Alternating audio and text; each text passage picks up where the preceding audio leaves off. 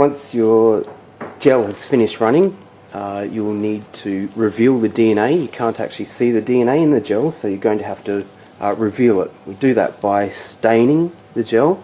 The stain binds to the DNA, and you can then put it under UV light, and the UV light reveals where the DNA is on the gel.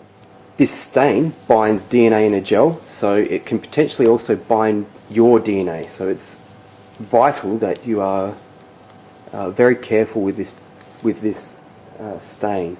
It has been shown to be able to mutate DNA. This means that it is a potential cancer-causing agent. So, take-home message here is be very careful. You will need to increase the amount of protection that you've got. This means using glasses and also latex gloves.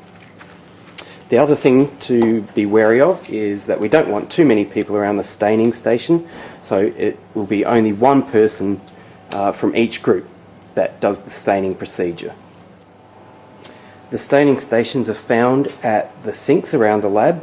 You should, once your gel has finished running, you should glove up and come over to the sink, where you'll find these plastic trays.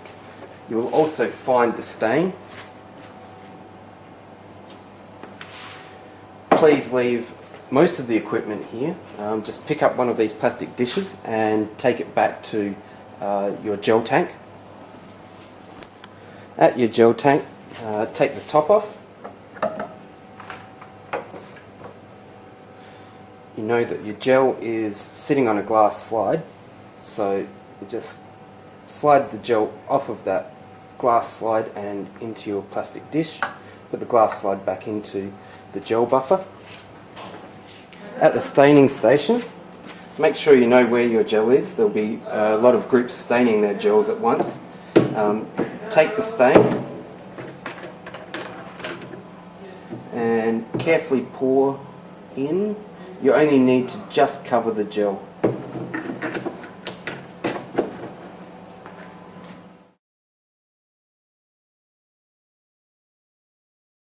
After 5 minutes of staining, take the cap off the stain solution and return the stain to the shot bottle. So just make a little funnel and carefully pour it back in.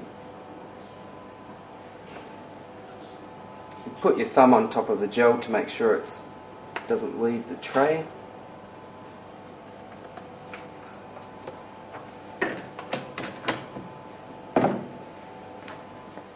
Just give that one rinse with water at the sink.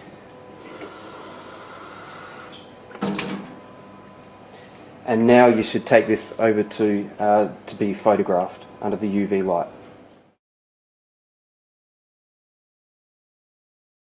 This staining station and all the equipment associated with it have been used for staining previously, so any of these trays you should treat as potentially contaminated.